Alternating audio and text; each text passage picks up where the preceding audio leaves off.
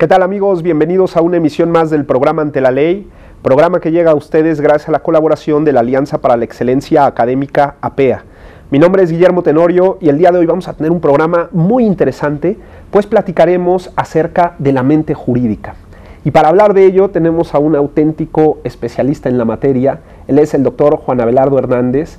Él es secretario de formación del Instituto de la Judicatura Federal, profesor de varias universidades en todo México y profesor visitante en algunas universidades de Iberoamérica. Doctor, sea usted bienvenido a este programa. Muchas gracias, Guillermo. Y yo le propongo, porque me imagino que el tema nos da para hablar largo y tendido, que iniciemos de inmediato el diálogo ante la ley. Pregunta obligada, doctor. ¿Existe una mente jurídica? ¿Se nace con una mente jurídica? ¿O realmente la mente jurídica se va trabajando con el tiempo? Bueno, Guillermo, las teorías más contemporáneas y los avances en el campo de los funcionamientos de la mente y del cerebro nos han mostrado que no traemos del todo conocimientos innatos. Hay algunos conocimientos básicos innatos, pero en realidad la idea de justicia y la idea de orden social es una forma constructiva que se va dando a lo largo del tiempo en el proceso de los individuos arropados por un grupo social, y se da en ciertas etapas de la vida. Piaget tiene un texto muy interesante sobre los momentos en que surge la noción de autoridad y la noción de justicia en los niños. O sea, esto que dicen las mamás de tú estás hecho para ser abogado, tú naciste con el gen del abogado, del médico, del arquitecto, del contador, pues todavía no está comprobado. Como tal, como que existe el gen de que vas a ser ingeniero, abogado, no, esto no existe todavía. Hay que formarnos jurídicamente. La mente es un conjunto de neuronas que hay que perfilarlas para que operen y lleven el razonamiento bajo ciertos modelos y ciertos programas de desarrollo, que son los que ordenan y propiamente consolidan la mente de un jurista, ¿no? En toda la historia de la humanidad, en toda la historia de nuestra ciencia del derecho, en nuestro arte del derecho, los filósofos del derecho se han preguntado cómo se aprende a razonar jurídicamente, porque esto implica un proceso cognitivo. No razona lo mismo un contador, un médico, que un abogado. Y dentro de los abogados, pues no razona lo mismo a lo mejor un juez que un abogado postulante, o que un abogado que trabaja en la academia, un licenciado en Derecho que trabaja en la academia, o alguien que trabaja en la administración pública. ¿Cómo se aprende a razonar jurídicamente? Es muy interesante la pregunta que estás haciendo, porque haciendo una revisión histórica sobre qué tipo de enseñanza se daba a los que iban a ser juristas o querían estudiar Derecho, encontramos algunos rasgos. Primero, por ejemplo, en las escuelas estoicas, los filósofos que querían formar a los juristas les ponían paradojas, les ponían problemas de juegos mentales, problemas en los que aparentemente estamos frente a aporías sin resolución, y trataban de ejercitar precisamente cómo resolverlos tomando ciertas perspectivas y haciendo pequeñas variaciones de un punto a otro. Ese modelo actualmente lo utilizan mucho las escuelas en Estados Unidos, es lo que llamamos el método socrático. Los profesores llegan con problemas de tipo jurídico y los alumnos tienen que ir resolviendo el problema, haciendo pequeñas variaciones, haciendo pequeñas interrogaciones sobre los mismos problemas, de tal forma que la paradoja o las aporías se vayan moviendo poco a poco. Entonces está mostrado que a lo largo de la historia lo que ha hecho que la mente jurídica se vaya formando son este ejercicio de presentar problemas y tratar que la mente los vaya resolviendo poco a poco. Ya luego vendrá el formato de fundamentación legal para poder conciliar un proceso de razonamiento con un proceso de fundamentación legal. Claro, porque, a ver, entonces debemos entender que una cosa es memorizarse la ley y otra cosa es pensar jurídicamente. Así es, son dos cosas totalmente diferentes.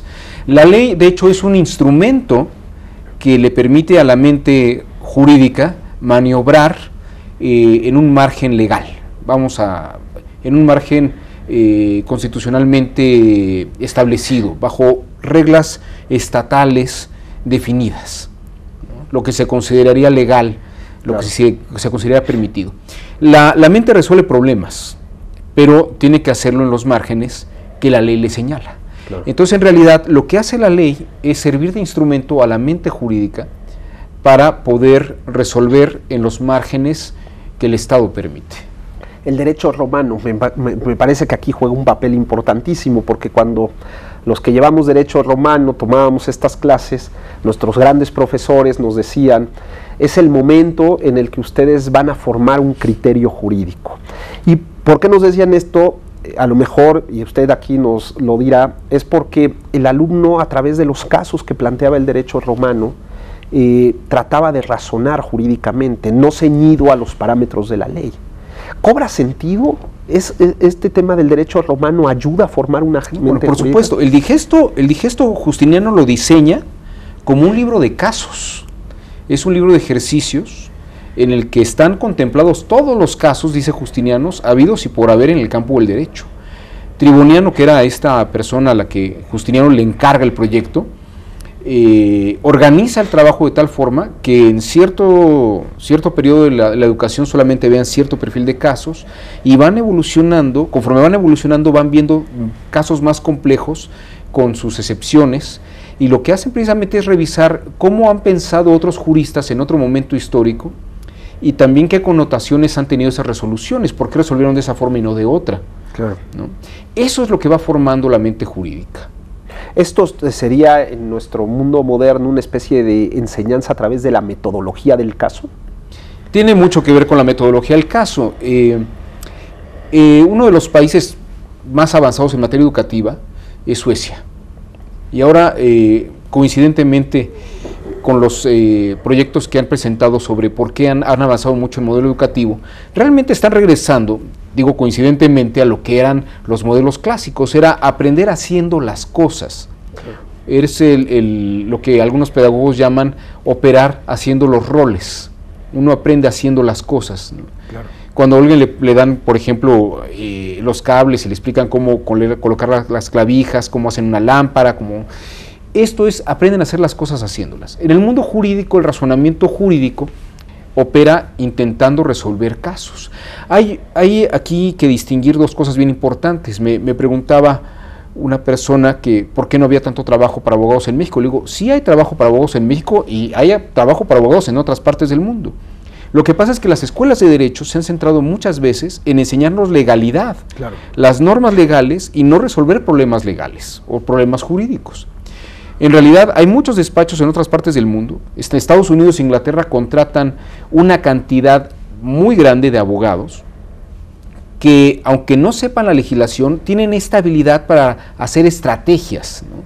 Claro. Operaciones jurídicas que, ya operando con abogados locales de otras partes del mundo, ayudan a hacer la aplicación táctica e in situ de las estrategias que un jurista ha aprendido a hacer fuera. Realmente el éxito de una escuela de derecho sería aprender a razonar jurídicamente más allá de los campos legales. Esto nos puede llevar a pensar que hay formas correctas o formas incorrectas de pensar el derecho. Podríamos caer en esta tentación y con ello, pues, a lo mejor creer que para resolver estos casos pues, se tiene que operar desde una determinada perspectiva y no más, o este tipo de pensar el derecho nos abre un mar de posibilidades en cuanto a casos, en cuanto a formas de resolver, en cuanto a estrategias. Bueno, hay estrategias probadas sobre ciertos asuntos, que es lo que busca la jurisprudencia, ver cómo se ha venido resolviendo, y probablemente que la forma correcta de resolver un problema actual sería conforme a estos criterios anteriores. Pero también existe la idea de que la mente no es estática. Uh-huh. Puede encontrar y puede construir resoluciones nuevas y mejores a partir de lo que ya ha tenido experimentado o de lo que conoce. La mente opera como un bagaje de experiencia acumulada que para resolver un problema nuevo utiliza elementos que había tenido y ve de una forma analógica si funciona o no funciona, e incluso puede hacer mejoras sobre lo que se le ocurría.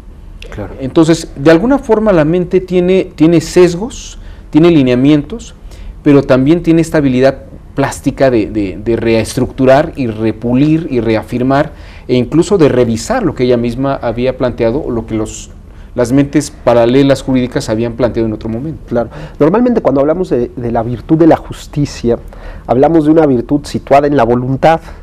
Entonces este tema de la mente jurídica como que a veces nos puede sonar raro o posiblemente contradictorio o complementario, no lo sé, usted a lo mejor lo ha visto con el tema de la virtud de la justicia. Pensar jurídicamente o tener un hábito de practicar el dar a cada quien lo que le corresponde, ¿cómo juega aquí la justicia? Le escuché una vez al filósofo francés Bernard Henri Lévy decir, la mente no es un talismán. Los nazis, entre ellos algunos doctores en sus áreas respectivas, por ejemplo Goebbels tenía 2 doctorados y 4 o 5 licenciaturas, tenían razones para hacer lo que hicieron y justificaban sus razones de una forma argumentativa, metodológica impecable y correcta. Correctamente hablando dentro del campo de la lógica y la formalidad. Pero a lo mejor no era lo debido, ni era lo bueno. Claro. Los estalinistas, los soviéticos tenían también formas jurídicas muy severas y las razonaban. Lo que hace que algo sea justo no es que esté formalmente bien estructurado, claro, sino que exista la voluntad, claro, de querer que eso sea correcto.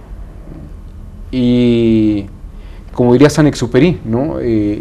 Lo esencial tal vez es invisible para los ojos, pero solamente con el corazón se puede ver bien. Una buena resolución es algo que surge de la voluntad, no de la razón. Esto es un tema muy interesante, porque entonces tendríamos, o sea, hay una mente jurídica en cuanto a una parte, pero tiene que existir la voluntad de la justicia, la voluntad jurídica para, claro, que es una virtud. Que es una virtud, ¿no? De hecho, la justicia es una virtud y empieza por la voluntad.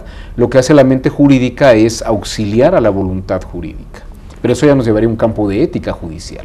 Claro, pero y aquí también nos pone en una situación compleja para todos aquellos que hemos sido formados bajo esta idea del positivismo jurídico, porque todo parece indicar que se reduce de alguna u otra manera a una especie de formalidad, ¿no? Hay que trabajar en la formalidad y no tanto en la disposición de la voluntad. Por eso es bien importante revisar este campo de la ética. Claro. Y no tanto por las normas éticas o los parámetros éticos, sino por el ejercicio adecuado que el operador judicial, claro, quiera y tenga el hábito de darle a cada quien lo que le toca. O sea, en ese sentido la ética judicial y la ética en términos generales en el mundo de lo jurídico ayuda de manera preponderante no solamente a la estructuración de una mente jurídica, sino a la estructuración de una mente jurídica con disposición a la justicia. Este sería el caso. Te lo pondría así porque también caemos en una especie de paradoja curiosa, sí. ¿No? Porque nosotros pensamos lo que queremos, Guillermo. Claro. No queremos lo que pensamos. O diríamos que es un juego. Yo pongo en mi mente lo que yo quiero ver. Claro. Y lo que yo permito que se vea. Y un poco la formación que tenemos es cómo nos han enseñado a ver las cosas. Claro. Pero ese querer ver las cosas empieza por la voluntad, no por la inteligencia. Yo le propongo ahora, un ánimo de voluntad, que vayamos a un corte. Porque este tema de la mente jurídica se traduce en algo que llamamos argumentación jurídica. Tiene que haber una traducción, no solamente se queda en abstracto. Entonces le propongo que regresando del corte tratemos de hilvanar cómo la mente jurídica ya se traduce en propuestas argumentativas en lo jurídico. No se vayan, estamos platicando de un tema interesantísimo que es la mente jurídica con el doctor Juan Abelardo Hernández Franco, un auténtico especialista en la materia. Volvemos en un minuto.